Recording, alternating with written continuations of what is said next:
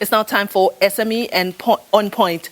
As the country marks Youth Month, we profile a small business led by young people who are making strides against all the odds.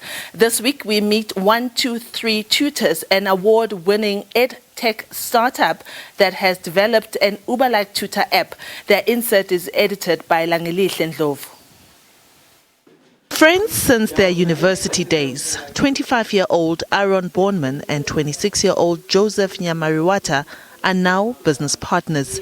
Their tech startup company, 123 Tutors, was the brainchild of Bornman, who worked tirelessly, often hopping from one restaurant to another to access free Wi-Fi and bring this concept to life. It was much later on that he decided to bring Nyamariwata on board, who was already running his own digital marketing agency. This collaboration, a natural choice. Joseph's very good with graphics, he's very good with design, he's very creative. Whereas I'm very analytical, very very technical and so forth. One thing I realized about Aaron from the get-go is that he had a vision for his startup, right? Because most companies think marketing will solve the problem, but actually you need to have a problem that's compelling enough and have a vision to at least scale that problem internationally. At a time when COVID-19 has interrupted the flow of teaching and learning, tutoring has been remarkably effective in helping students with their studies.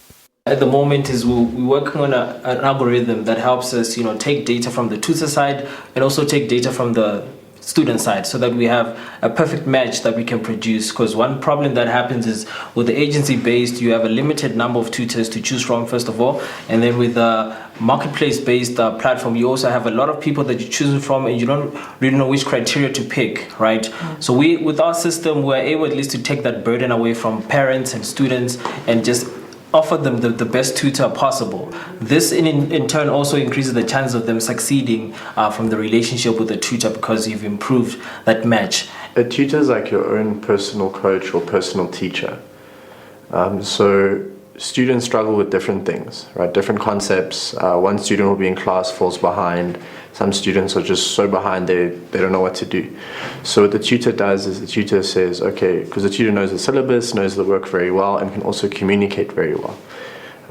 So we, when we allocate the tutor focuses on what exactly the student is struggling with, and then we'll then accelerate that learning for the student. So instead of sitting there going through the little theories, all the little details, the tutor knows exactly what's important and what's not important. In an environment where the gig economy is growing, experts say this concept has the potential to bring much needed economic benefits, providing a solution to addressing South Africa's unemployment crisis by opening up opportunities for independent workers. 123 Tutors say their aim is to have the largest database of tutors in the world.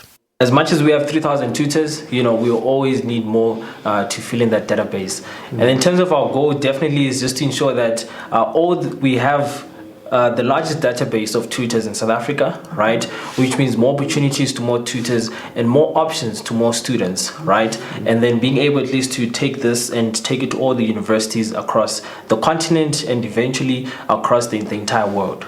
The pair are basking in the excitement of a recent award where they won Best Seed Startup at the recent Africa Arena Summit, laying the blueprint for youth-led tech startups.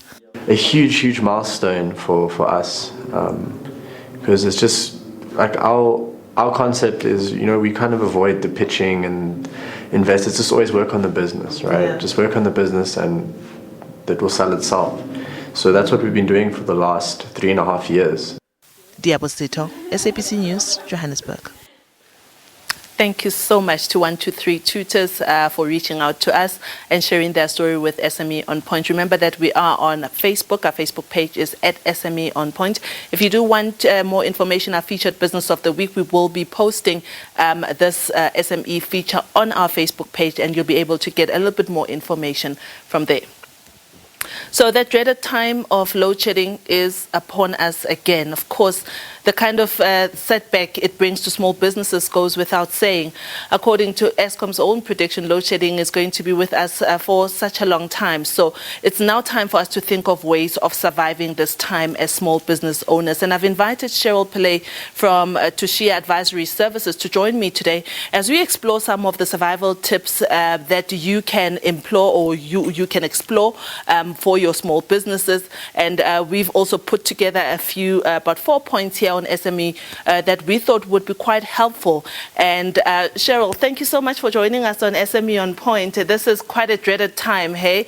But the time of complaining about darkness, it's really not going to help us right now, is it?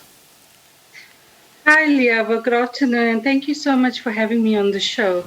No, it's not a time that we can complain about things, but I am very excited that SMEs are being innovative and finding ways to still continue with business. Yeah. So that's always exciting with me in that space. Great. So, Cheryl, let's take a look at some of the load shedding tips that I've put together for some SME. Firstly, I thought about the Stokvel model, right? And I thought that if you have a couple of businesses that are in the same vicinity, they could come up with a Stokvel where they either buy a generator for one business, or they can buy a generator. They can take turns to buy generators for each other, or one big generator for that matter. And that could help. What do you think?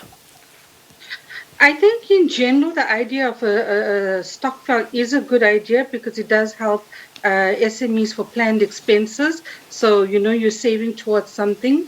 In terms of immediate need, though, I don't know that it is the most practical solution, because even if you can get together and buy a generator, if businesses are in the same district and if they're being load shedded at the same time, then it makes it difficult to decide then who gets to keep the generator and who doesn't, and it just might create another challenge in their working relationships.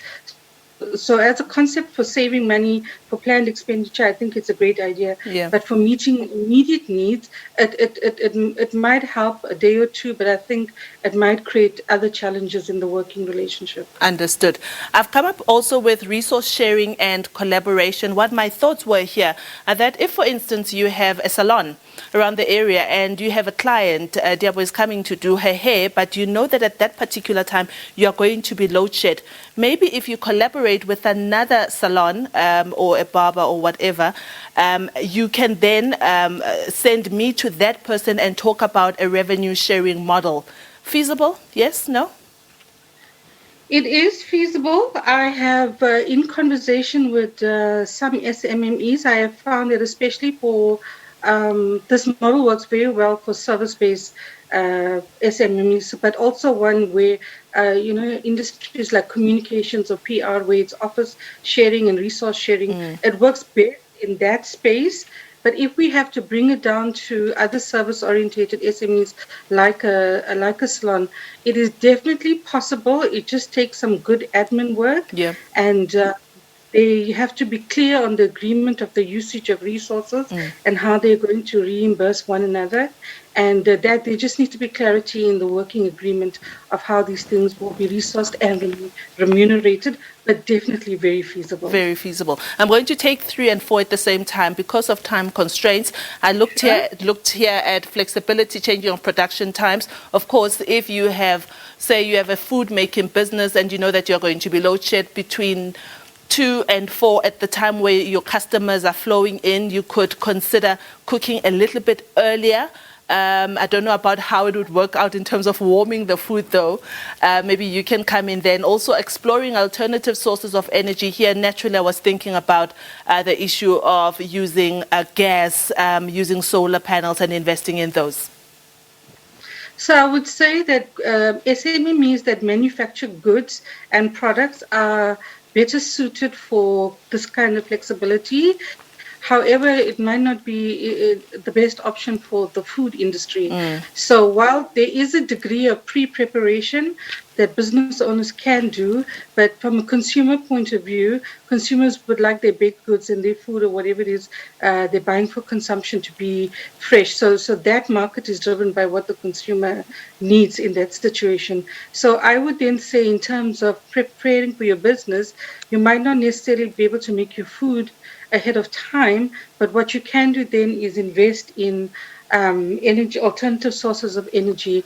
So the ones that come quickly to mind is obviously solar powered stoves and gas generators, and this new thing I learned about inverters. So yes, I was very excited. So it's this device that that powers battery-operated devices. So if you have like a computer or a laptop or anything that, a blender or anything that plugs into a wall, you just attach the inverter into the socket, and it gives electricity to that battery-operated device. Problem is solved. It charges the battery at the same time. Yeah. Yes. Okay. So it's in the same market as a generator, but it's better in the sense that it's quiet and it's less noise, so more conducive for an office environment because there's no noise and it doesn't use petrol. So solar might take a bit long. The most effective, I would say, would be the generators and the inverters. And inverters more for offices because it's very quiet. But if anybody has any battery-operated devices, it's much better. Cheryl, listen, thank you so much for your input. I've really enjoyed this very much, but that's all we have time for. And thank you so much for extending your advice to SME OnPoint. Thank you very much. Have a lovely weekend. That was Cheryl. She's with Tushiya SME Advisories, and we were looking at some of the ways that you can look at load shedding in the eye and continue with your business. But this is all from us from SME OnPoint. We'll be back with you again next week. Remember that on weekends we support small businesses in the area, and we also keep the rands and cents circulating. Up next is Books on Point with Nastasia Arensa.